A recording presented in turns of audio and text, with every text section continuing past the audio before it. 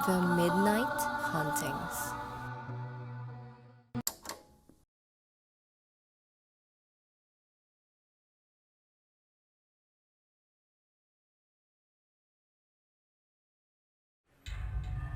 Magandang araw mga ka-midnight. Ako si Rex. Ang kwentong ito ay pinadala ng isa nating tagapakinig at ito ay tungkol sa isang babae na may nakilalang manlilimos sa dulo ng kanyang kanto kung saan misteryosong nangamatay ang mga kasama nitong pulubi sa di mapaliwanag na dahilan. Ako si Trixie at nangyari ang aking kwento ilang taon na ang nakalipas. Bagong lipat ako sa aking tinitirhan dahil nakaginhawa ako sa buhay matapos makapagtapos at magtrabaho. Galing ako sa hirap noon at narating ko kung nasaan ako dahil sa tulong ng iba. Kaya naman kahit na medyo may parting liblib ang aking nilipatan, ay naisipan kong kaibiganin ng mga taga rito, lalo na ang mga medyo kapos sa buhay tulad ng aking naranasan nung bata pa ako. Daan ko ito para magbalik ng biyaya sa mga nangangailangan. Dun ko nakilala si Mang Enteng na isa sa mga manlilimos sa dulo ng aming kanto. Mabait si Mang Enteng at may pagkamadaldal kaya hindi siya mahirap kaibiganin.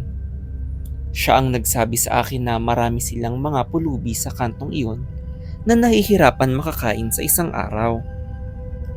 Nagpa siya akong pagkain na lang ang iabot kaysa pera at doon ako simulang nagbigay sa kanila ng hapunan hanggang sa naging tradisyon ko na ito ng ilang buwan. Araw-araw ay nag-aabot ako sa kanila ng makakain na nakabalot na para masiguradong nakakakain sila sa gabi. Ngunit isang araw ay nagulantang ang aming barangay nang may matagpo ang isang patay na pulubi sa kanto. Tila nagsuka daw ito ng dugo at pinaghihinala ang lason ang kinamatay nito. Ang nakakabahala pa ay natagpuan ng katawan sa pwesto ni Mang Enteng.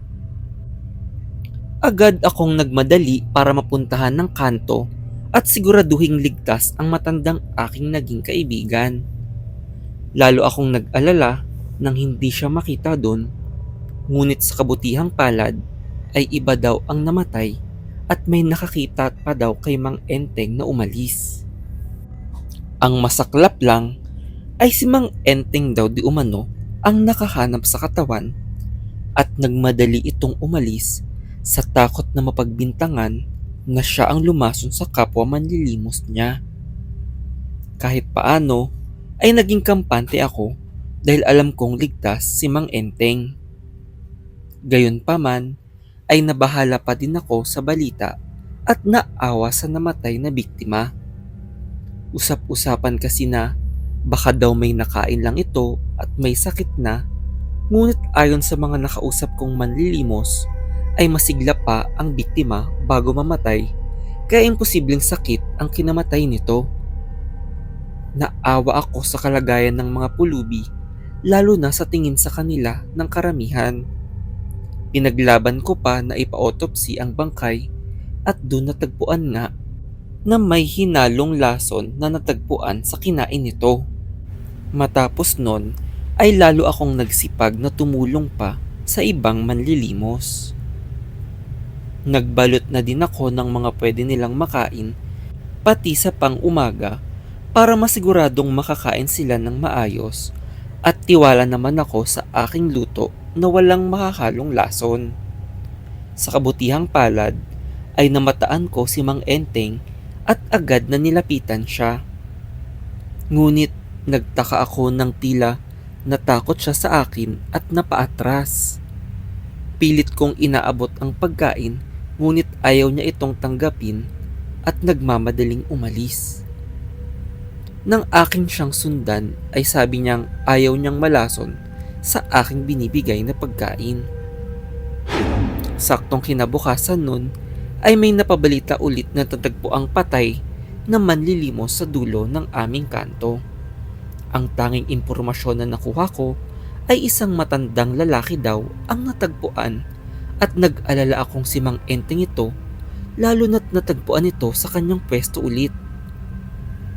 Sa kasamaang palad ay saktong may sakit ako at hindi makalabas kaya hindi ako makabalita ng maayos bukod sa mga kapitbahay na tinatawagan ko mayat maya. Buong gabi akong nag-alala at hindi ko mapigilan na maisip na si Mang Enteng ang nabiktima. Pinilit ko ang aking sarili na bumangon para sumilip sa labas dahil sa aking pag-aalala.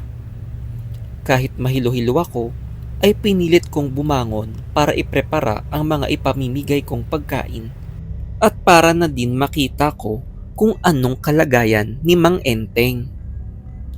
Saktong pagbukas ko ng pinto ay nasa harapan na si Mang Enteng at mukha na itong kalmado at hindi takot sa akin.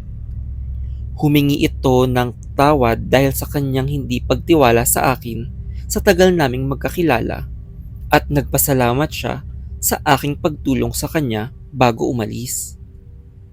Kinabukasan ay nakatanggap ako ng balita tungkol sa natagpuang patay na manlilimos sa aming kanto. Agad akong nagbasa ng dyaryo dahil hindi ko gaano nakausap si Mang Enteng. Nanigas ang buo kong katawan nang mabasa na si Mang Enteng pala ang namatay nung nakaraan. Tumindig ang balahibo sa buo kong katawan at nakaramdam ako ng malamig sa aking likuran.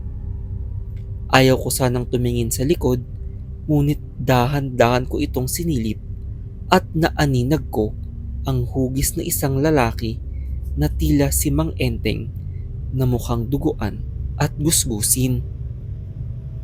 Nangilabot ang buo kong katawan at hindi makapaniwala sa aking nakita, kaya ako ay napapikit na lang at nagdasal.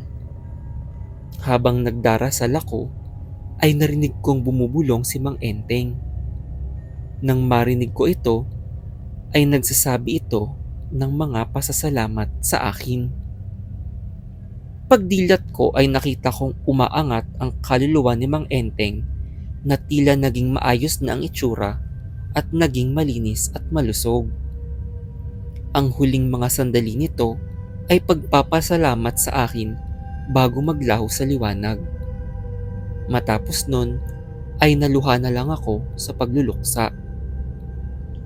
Nagsindi ako ng mga kandila sa kanto sa pag-alala sa mga namatay na pulubi sa amin. Sa kasamaang palad ay hindi na nahanap pa ang salarin sa gumawa sa kanila nito. Isa sa kinalulungkot ko ay ang pagtrato sa mga mahihirap sa aming bayan. Na mailap ang nagiging hustisya kapag mahirap na mamamayan ka lang. Na sana ay mas natutukan pa at bigyan pansin ang mga nangangailangan sa lipunan. Tulad ng mga napapabayaan at hindi nabibiyayaan na mga manlilimos.